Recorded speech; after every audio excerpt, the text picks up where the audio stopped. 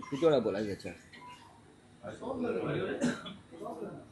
काय रे, काय म्हणताय?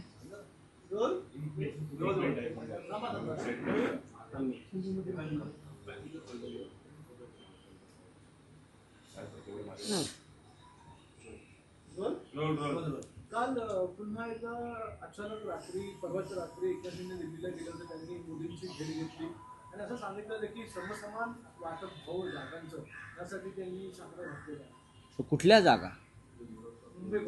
मुंबईत. त्यांचं आहे काय मुंबईत? बघा, राज्याचे जे उपमुख्यमंत्री आहेत बरं का, ते दिल्लीत जातात. त्यात नवीन काय आहे? शिवसेना सोडण्याआधी आणि फोडण्याआधी पण ते दिल्लीत अचानक रात्री जात होते.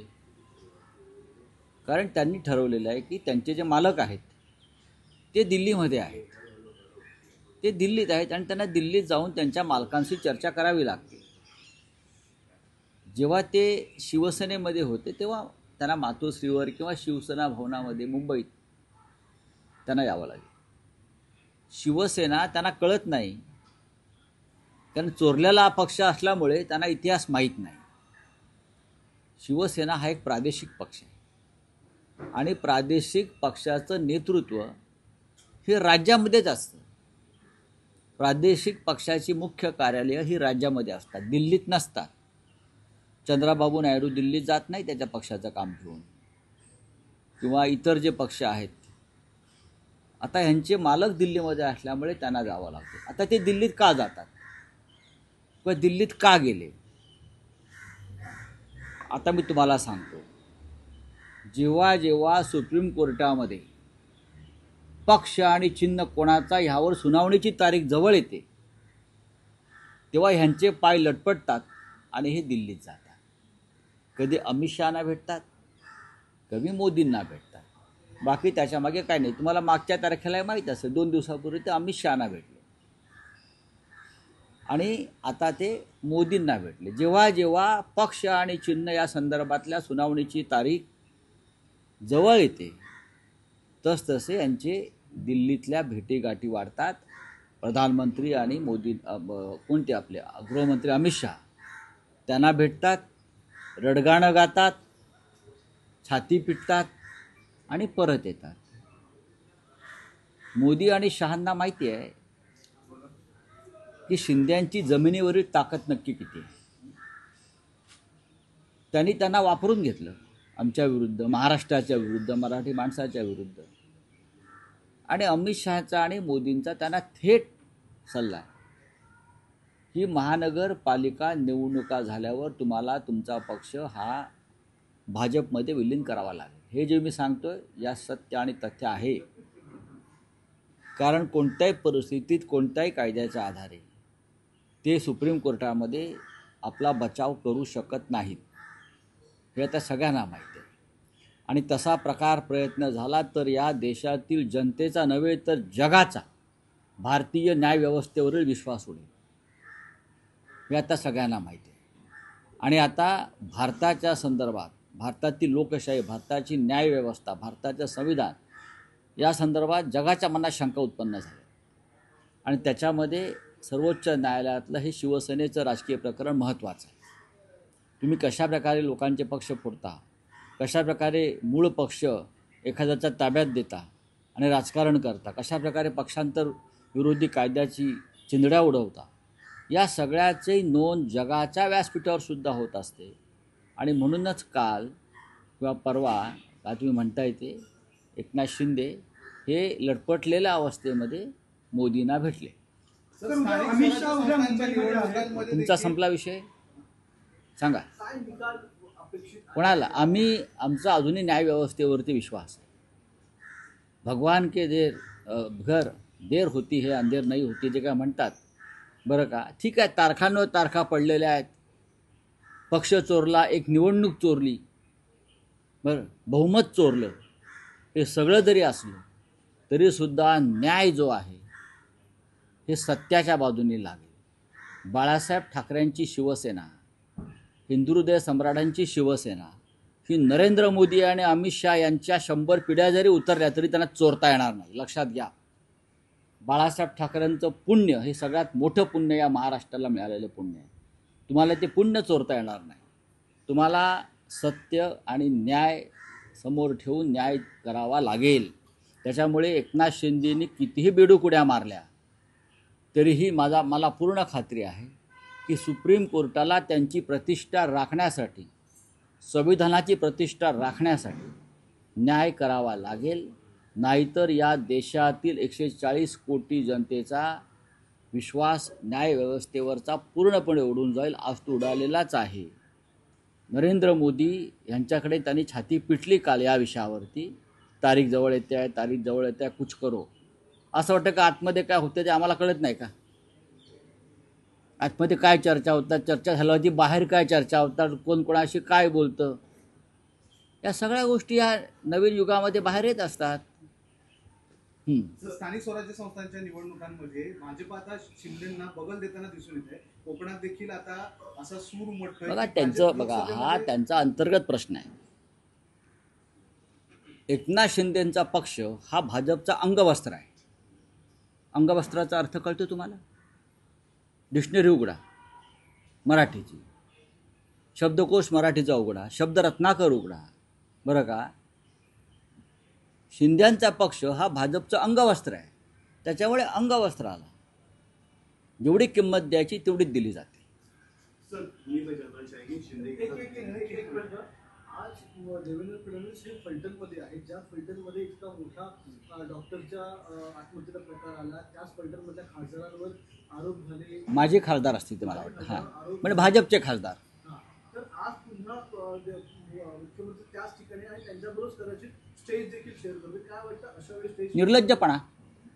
जर तसं खरोखर होणार असेल, ज्यांच्यावरती अशा प्रकारचे गंभीर आरोप झालेले आहेत, होत आहेत, लोकांच्या मनात शंका आहेत, मुख्यमंत्री खरोखर स्वतःला गृहमंत्री मानत असतील किंवा या राज्याचे तारणहार, कस्टोडियन, संरक्षक मानत असतील, तर त्यांनी त्या संदर्भात मी जो शब्द वापरला त्याला साजेसं वर्तन करू नये. उद्धव ठाकरे राज ठाकरेंसोबत आले तर त्यांची विश्वासार्हता कमी होईल असं नितेश राणे म्हणतात. बोलिए. एकनाथ शिंदे का दिल्ली के दौरे पे थे, आप क्या कहना चाहोगे? देखिए, जब एकनाथ शिंदे दिल्ली जाते हैं वो डर के मारे जाते हैं. वो अपने आप को शिवसेना के प्रमुख मानते हैं. कहाँ से आई उनकी शिवसेना? बालासाहेब ठाकरे जी की शिवसेना मोदी और शाह जी ने ज़बरदस्ती से गैर कानूनी तरीके से उनको दिया है. उसका मतलब वो शिवसेना के प्रमुख नहीं है. दूसरी बात है, एक रीजनल पार्टी है, एक प्रादेशिक प्रांतीय पार्टी है. सभी के नेता प्रांतीय पार्टी के महाराष्ट्र में बैठते हैं या किसी स्टेट में बैठते हैं, तो उनको बार बार दिल्ली क्यों जाना पड़ता है? क्योंकि उनके मालिक जो है, उनके पार्टी के मालिक जो है वो अमित शाह और मोदी जी, वो दिल्ली में बैठते हैं. तो ये कौन सी पार्टी उनकी आई? वो मालिक के पास रोज होके जाता है, छाती पीटने जाते हैं कि मुझे फडणवीस तकलीफ़ देते हैं, मेरी बात मानी नहीं जाती. और दूसरी बात, जब जब सुप्रीम कोर्ट में तारीख आती है, हमारे पार्टी का जो एक मुकदमा चल रहा है चुनाव चिन्ह और पार्टी के बारे में, जब तारीख नज़दीक आती है तो ये भागकर दिल्ली में जाकर पहले अमित शाह को मिलते हैं, बाद में मोदी जी को मिलते हैं. उसका क्या मतलब है? अब वापस एक बार तारीख नज़दीक आई है तो शिंदे भागकर चले गए. ये डरपोक आदमी है, हमेशा डरा हुआ आदमी. जब पार्टी में थे तब भी डरे हुए थे और अब सबसे ज़्यादा डरे हुए. और इतना पैसा भ्रष्टाचार का आने के बावजूद भी उनका डर कम नहीं हुआ है. राज ठाकरे एक मिनट. भाई LIC की क्या, पूरा देश ही दिया अडानी को, तो एक LIC की आप क्या बात कर रहे हो? 34 करोड़ अडानी की कंपनी में अगर इन्वेस्ट हुआ है, अगर पूरी देश की संपत्ति, पूरा देश का बजट अडानी के चरणों में डाला है, तो आप एक LIC की बात क्यों करते हो? दिल्ली चुनाव आयोग ने जो है अगले हफ्ते से देशव्यापी मतदार यादी करने दो. पहले महाराष्ट्र में हमने जो बातें सामने लाई उस बारे में निर्णय होने दो.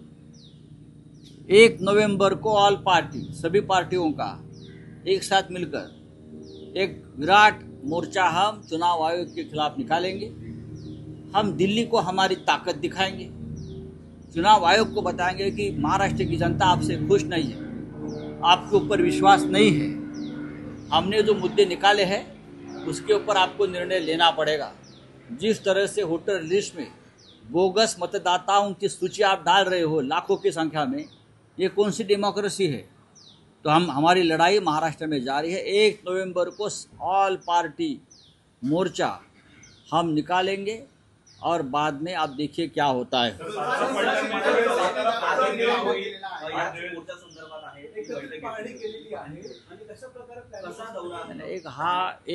एक तारखेत नोव्हेंबरला हा मोर्चा निघेल।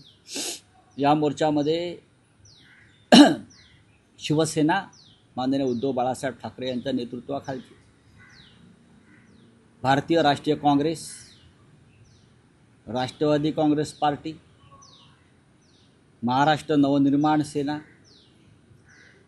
शेतकरी कामगार पक्ष, कम्युनिस्ट पार्टी मार्क्सवादी, त्यानंतर भारतीय कम्युनिस्ट पार्टी, असे सर्व प्रमुख पक्ष, या राज्यातील समाजवादी पार्टीला आम्ही आमंत्रित केलेलं आहे मोर्चासाठी। सगळ्या पक्षांचा एकत्रित मोर्चा निवडणूक आयोगाविरुद्ध निघेल। दुपारी 1 वाजता मोर्चाची वेळ आहे, तो साधारण पुढल्या अर्धा पाऊण तासात त्यानंतर तो सुरू होईल। फॅशन स्ट्रीटवरून मोर्चा निघेल, फॅशन स्ट्रीटवरून मोर्चाला सुरुवात होईल। तो मेट्रोच्या मार्गे मुंबई महानगरपालिकेच्या मुख्यालयाजवळ व्यासपीठ उभं केलेलं आहे, तिथपर्यंत पोहोचेल। प्रमुख नेत्यांचं मार्गदर्शन होईल आणि त्यानंतर निवडणूक आयोगाच्या विरुद्धची जी पुढली रणनीती आहे त्या संदर्भाची घोषणा केली जाईल। मोर्चाची तयारी सुरू आहे, सर्व पक्षांच्या बैठका सुरू आहेत, एकमेकांशी सुसंवाद सुरू आहे। माझं काल प्रदेशाध्यक्ष हर्षवर्धन सकपाळ यांच्याशी चर्चा झाली। माझं काल मुंबईच्या अध्यक्षा वर्षाताई गायकवाड यांच्याशी चर्चा झाली। माझी काल महाराष्ट्राचे त्यांचे प्रभारी रमेश चेनिथला यांच्याशी चर्चा झाली आणि काँग्रेस या मोर्चामध्ये ताकदीनं सहभागी होते। सर्व पक्षाचे झेंडे तुम्हाला मोर्चात दिसतील।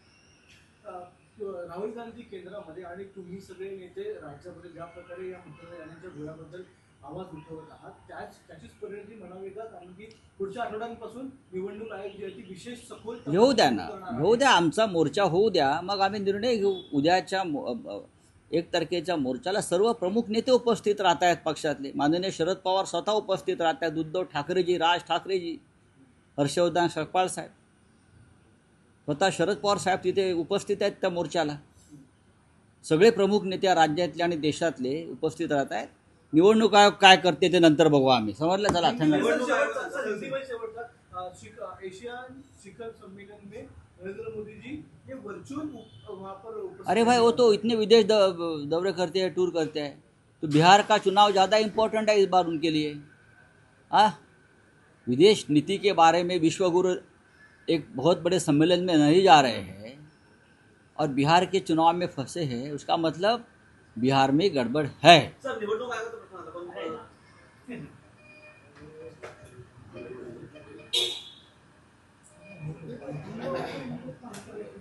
अंगावस्त्र